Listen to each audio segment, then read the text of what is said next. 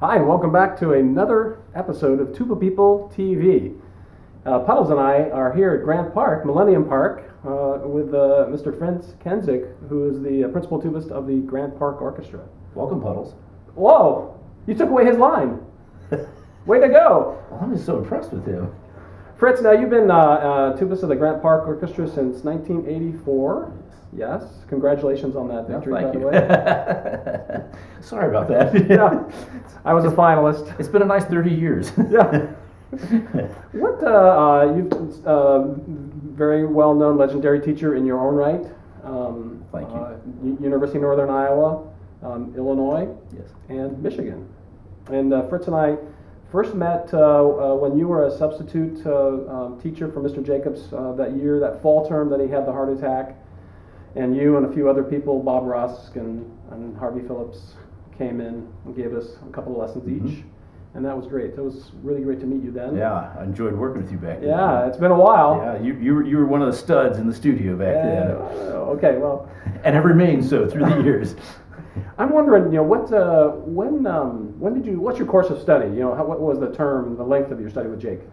I started in 1972 after my sophomore year at Ohio State. My teacher there, Robert LeBlanc, studied with Arnold Jacobs, and his teacher also studied with Arnold Jacobs. And so every once in a while I've had somebody say, I don't know if I buy into that Arnold Jacobs pedagogy. And I go, what is there about song and wind that's difficult to buy into? Yeah. Because all my teachers have been teachers in that way. And so he suggested I go get a lesson with him in the usual way. Mr. Jacobs had me call him back. Well, try it again in 6 months. Sure. Try it in 3 months. Let's try it again in 2 months. And finally, here was the time, Yeah. And I drove up to Chicago from Dayton, Ohio, where I was living. Very tired by the time I got there, and I thought I was allowed plenty of time, so I made sure I'd get the house in time on South Normal. And I drove by and went, that can't be right. This can't be the legendary Arnold Jacobs of the Chicago Symphony, and the teacher, lives in this clapboard, fake brick home with shrubbery overgrowing the entrance. And so I went to the University of Chicago and kind of got my thoughts together and went back over again. And there's the usual story, you walk in and kind of have a little pathway to walk through there. And I sat down on the couch and this cat was in heat and rubbing on my leg, and Gizzy came in and said, oh, and the doggy just died, and they used to play together. What have I gotten into? Yeah. And I heard tuba sounds from down beneath, so I knew something was going on. I thought, well, he's going to be in a tuxedo when I see him, and it's going to be Arnold Jacobs. And he came up finally with the student leaving, and I went, this is Arnold Jacobs, kind of short and kind of pudgy with suspenders. The shirt didn't quite cover completely his belly. And I said, hello, I'm Arnold Jacobs. Oh, that's him. Yeah. And walked downstairs into his little studio, ducking pipes, and into that incredible studio with all the equipment around and tubas. And any appliances, like washing machines or anything? I think there were. I don't remember now. And he said, well, what would you like to study with me today? And I said, well, breathing. He says, well, I'm considered something of an expert in respiratory function. I can probably help you there. Anything else? I was like totally out of stuff at that point because I was all I knew, to ask him. And I said, well, low register. I said, oh, you have some issues with the low register. How much time do you spend in the low register a day? And I said, about a half an hour. Oh, just in the low register alone, that should be sufficient to get the job done. And I went, what? The area right above the fundamental. Well, I kind of go in and out of it. He goes, no, I mean that area right above the fundamental. What? Low F, E flat, D. Well, not as much time. Maybe 15, or really maybe 5. I don't spend very much time right there. He tapped me on the knee and said, I thought that might be the problem. Let's move on to respiratory function. And boy, did I learn from that. It was just like that. He just sloughed it right off, and I took it to heart and worked on my low register from that time on. So that was lesson one. That was a huge lesson. Of course, I worked on breathing too, and I came back and Mr. LeBlanc said, why are you doing this? And I went, well, Mr. Jacobs said it looked like Superman. Says, yeah, but you don't need to hyperextend. So, I had to be kind of fixed a little bit after the initial lesson, which was very phenomenal with Mr. Jacobs. And then I studied with him on and off after that. In fact, I went to Wisconsin-Madison for my master's, partly so I could drive down and study with him on a regular basis. And then when I was taught at Northern Iowa, I continued to drive in to see him. And our lessons kind of changed at that point a little bit to more where I brought my students' questions in.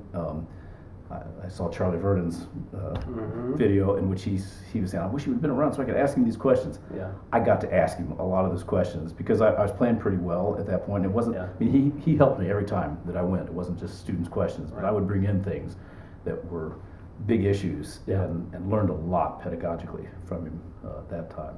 What do you suppose was, can you identify one or two big things that struck you pedagogically? You know, that Well, you mentioned that you need to practice your low register. yeah, I'll tell you one lesson I had that it was a funny one because it was when I was at Northern Iowa and I was leaving and I got stuck in a traffic jam on the Kennedy Expressway. And I thought, you know, I don't think I got anything new in my lesson with Mr. Jacobs today. I paid him $25 and I don't think I got anything new. And I said, well, let me think through it because there's probably something in there. And he was talking about, you know, I use too much back pressure. Yeah, he tells me that every time, you know, which is something I work at all the time is to reduce the amount of back pressure which I play and my students. And then I thought, and he said when I was warming up, I need to get more fundamental in my sound because one of those little gizmos that he had that showed overtones. The lights. Christmas lights. Yeah, it had upper, but didn't have the lower stuff. Right. Oh, okay, I should work at that. That's a pretty good one. And he said I changed the concept of my vowel at the top of the staff. I thought, I don't think I do that. Because I go, daw. Oh, wait. That's a different vowel. Daw. Oh, no. Do. Whoa, that's a whole different thing. I'm going to have to really work on that for a while. I'm glad I'm not going to see him again for a while. So that was a huge thing right there. And his vocal model was always, you know, tremendous, and his solfegging was out of this world on everything. I had a student this year who solfegged his entire recital, and so he did it by memory with solfege. He's a Northwestern student for his undergrad. Unbelievable. I've never seen anybody solfege like that, except Arnold Jacobs. Wow. But Jacobs was always doing things with the voice, and so that was very telling to me. So I've tried to really make sure that the voice and how you sing, and I find a great insight in my students when I have them sing things. You hear all of a sudden the window's open. You know exactly what really is going on, and they always say, well, I'm not a singer. That has nothing to do with it. No. It's what kind of articulation and vowel that you use. And so his use of talking about vowels and consonants was huge with me as well. I think one of the last lessons, probably was the last lesson I had with him, was when here in Grant Park we were doing the ring without words. Yeah. And this is the first time I'd done it. I'd just gotten my Here's Bernard York model not too long before that. I was exactly to do repertoire like that. And the contra-bass trombonist brought in this gigantic bell that was about as big as my bell. Yeah. It went onto a microphone stand and go zoom. And I just thought, why am I here? Right. And so I called Mr. Jacobs up and when I saw him, I said, what seems to be the problem, Fritz? And I said, I don't feel like I can compete with the contrabass trombonist. And he said, oh, Fritz, never compete, always compliment. And that was huge for me. And so I tried to just play, in the lesson, he set me up a little bit, I'm sure, but he had me blow as hard as I could into my mouthpiece and attach that to a decibel meter. Yeah. 2 or 3. Right. And he said, no, play as loudly as you can, like this. 10. Yep. I still think to this day he was manipulating something down there. But he said, no, blow as hard as you can. And just said, no, less than the first time. Yep. So he tried to teach me that resonance was what carried. And that night in the performance, I had some students that were out in our old shell. I said, wow, we could hear tuba like crazy. I'm like, really? So, are you sure? He said, "You wasn't contrabass trombone?" I said, no, it was tuba. I'm like, okay. Lesson learned. That's a good one. Fritz, you studied with Mr. Jacobs from 72 until roughly... Not too long before he died. So, 98, 97, something like... Mid-90s. Mid-90s. I'm wondering if during that pretty long period of time, if you noticed any shift in his teaching, whether, did he change his teaching, as time progressed? I was one of those that had lessons with him just as a private student. So I don't know that I saw that much difference in his pedagogy over time. It was pretty well developed by the time I started studying with him in 72. I think he might have been a little bit tougher or more a little more zingy, and his teaching when I started studying with him, like the very first lesson I mentioned. Mm-hmm. So I thought that was a problem, and just blew me off on the low register. We didn't even work on low register. One other that really hits me was fairly, that would have been probably, by the time I was a grad student, so 75, something like that. And I was doing the craft encounters, which he was not a fan of that piece. He thought it would cause vocal modes, which, good point taken. You don't want to sing too loudly, so you want to really make sure that you're singing beautifully in that, which is different than most people approach that. And there's one passage right before it goes into the final section. It was, "Tick-a-da-tick-a-da-da-da-da-da-da," buddy, and he said, "Don't stop. I didn't hear every note." Wow, I thought that played that pretty well. And he said, "Try it again. Tick-a-da-tick-a-da-da-da-da-da." Says, "No, I'm not hearing every. Slow it down. Tick-a-da-tick-a-da." I said, "Nope, you're not getting the." He started pointing out, and we worked on that passage for probably, I don't know, a while. Wow. 20 minutes, half an hour. Wow. Slowing it down, single tongue it, making sure that every pitch was blown with the right wind. Yeah. And the articulation at the beginning, the consonant was appropriate, and then start throwing triple tonguing back in there. Yeah. And it really, it made me realize how important every single note is that we play. He never stopped that. Every note, and I love the recordings of him. That, every note that he played was a gem. Yeah. Chartist, that recording of Chartist, where he's got the metronome. "Oh, I'm going to play this for the Michigan Bandmasters Association in a few weeks. We need to work on this." Much better than I'm singing. Yeah. And he got just a little bit behind the metronome. You could hear it in that recording. And so he just gradually catches up, while still every note is perfect in there. And it's just, I know, that's amazing. Yeah. So I think he almost never played my lessons, which is, and I don't know if he ever played my lessons. I can't remember a time that he must have at some point, but he didn't. And that's different than I think most people. So I think probably he maybe played a little less as time went on. He would play his visualizer and mouthpiece. Right. Which is great. Yeah, it was fantastic. And I'm a huge believer in visualizer, which I know it's controversial, and I don't quite understand that. Yeah. It's not like it is when you play. Yeah, it's like putting weights on your ankles and then taking them off for a race. It's a lot easier. And you're picking up your legs more and everything. So I use the visualizer a lot in my teaching, and I do the very thing that he did with the that one, and I've learned to play with that one pretty well. That's great. Yeah. That's still elusive for me. I can't get my lips to do that. It's what happens. I start playing over there, kind of go like this. His stayed like that. That's my goal in life, is to be able to play, Papa Goes Louisa with my lips like that. I'm wondering,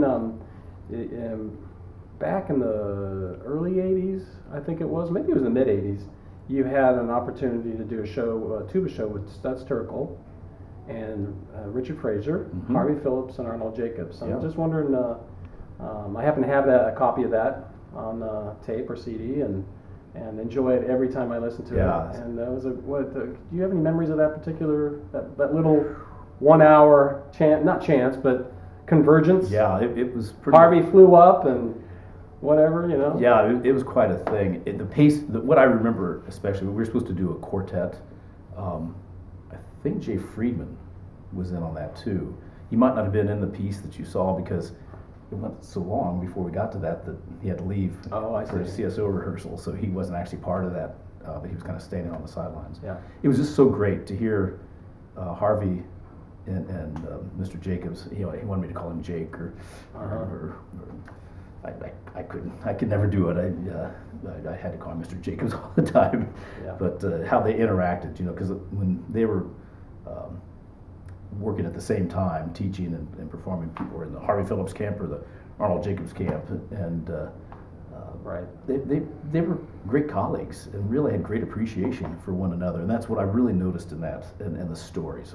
And that's what probably I feel really privileged that I got to know Mr. Jacobs on a personal basis as well. Our former principal trombonist here in Grant Park in the Lyric Opera, Ardash Martirosian, would have him out every year and to his house, and we'd just hang around. And of course, it'd come around to pedagogy. You'd always be trying to get Mr. Jacobs' pedagogy all the time, and he loved talking about pedagogy. One of the most memorable times was when just speaking of pedagogy, I had him over to Michigan my first year there, just to kind of show this is what I'm about. Yeah. And there are a couple of funny things about it. His eyesight was getting pretty bad already at that point, 1989. And he said, "Well, I'm thinking of driving. Is it a straight shot over there?" Well, once you make the curve around the lake and get back over, you're okay. Just don't go into the lake, you know. So he ended up flying over, I think, or having somebody drive him. But before he went out on stage, he was doing his usual 1, 2, 3, A, B, C, auto, you know, all these things, get his voice going. Yeah. And Gizzy interrupted him and said, "Arnold, would you please talk about song and wind and not get into all the motor function and how the body works?" And he said, "Oh, you're right, of course, Gizzy. Oh, let me see what I can do. It's just people ask me questions and I get interested in their questions and answer them." And it was just so funny because that's priceless. Because he had so much information, you know, that was peripheral, honestly, to the song and wind, but it would show you why you can't really think about some of the other issues of embouchure and tongue, diaphragm, you know, that he knew so much about each area of the anatomy that by talking about it, you would realize that there's no sense in trying to think about this stuff. And most of the time in his master classes, you'd kind of listen for a little while and start going, I'm starting to lose it here a little bit, because it was, I mean, he had the knowledge of a medical doctor pretty much. I saw him with people who had very unusual conditions. He said, "Oh, this is a problem with your nervous system, and this is such and so, and so you probably have this happening." And the person, "Yes," rather than trying to solve it with it was remarkable. Yeah, that very remarkable. So I don't know that his studies were extensive early on. In trying to understand why Bud Herseth could play the way he was playing, basically, I think. And he was so curious about the human body and the mind that it just led him on to further study until he knew pretty much what was out there. Yeah, and Bud was definitely, he talked about Bud all the time. Yeah. And somebody who had an auto accident, messed up his teeth and his embouchure, and he looked at him going, "How can somebody make that kind of sound? That's the best trumpet sound I've ever heard with that embouchure." But he had just adjusted. Yeah. And that's what started him down that path, because he thought embouchure was it up until that point, I think the late 40s. Late 40s, wow. Well, I know you've got a concert opening night to get to. So Puddles doesn't want to keep you. I would keep you, but Puddles, he reins me in. You're so considerate, Puddles. And Puddles says thank you. Yes, he agrees. Go Ducks. Go Ducks. Hey, all right. And as usual, Puddles brings gifts, and he wanted you to have these genuine, beautiful University of Oregon dark chocolate covered duck nuts. It can't be much better than dark chocolate duck nuts. I don't think they get better, Puddles. He says no. Thank you, Mike. Thanks, Fritz. It's been a pleasure. Great to see you. Great to see you too. We'll have to do it again in 29 years. Yeah, exactly. Now back to you.